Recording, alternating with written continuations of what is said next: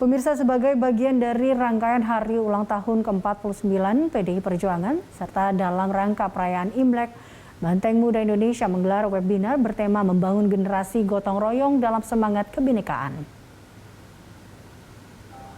Banteng Muda Indonesia mengajak generasi muda untuk berdialektika membangun semangat toleransi dalam bingkai kebinekaan.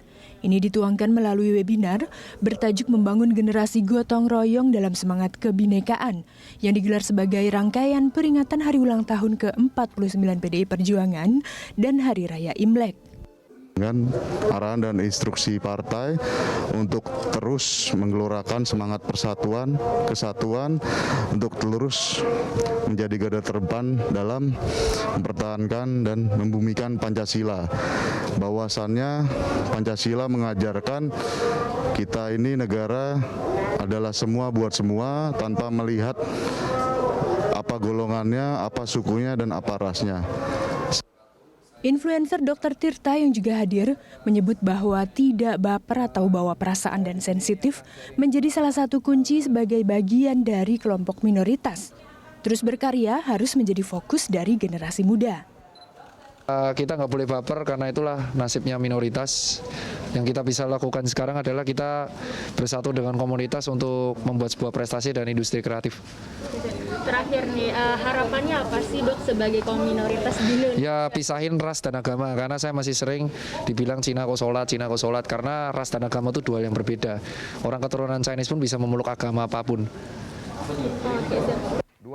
Acara ini mendapat apresiasi dari Badan Pembinaan Ideologi Pancasila yang menyebut kegiatan ini menjadi momentum luar biasa bagi generasi muda untuk mengarus utamakan dan membumikan Pancasila. Apalagi generasi muda yang setidaknya kini ada 129 juta orang generasi milenial menjadi potensi dan aset besar bagi bangsa. Memang kita masih melihat di mana-mana kita jumpai masih ada juga gejala-gejala intoleransi yang muncul, khususnya di generasi muda. Sekarang dengan dunia digital, maraknya terkait dengan cyber terorisme itu luar biasa besar. Sehingga apa yang harus dilakukan oleh generasi muda adalah bagaimana membangun dan meningkatkan literasi digital. Itu menjadi hal yang paling utama.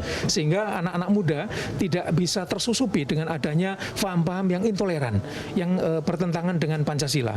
Sehingga peran generasi muda diharapkan mampu terus membangun. Dengan masih adanya fenomena intoleransi di tengah masyarakat, semangat gotong royong dan Pancasila bisa dijadikan sebagai inspirasi generasi muda untuk membawa Indonesia ke arah perubahan yang lebih baik, sehingga tidak mudah terpecah belah dan diadu domba dalam pusaran konflik horizontal.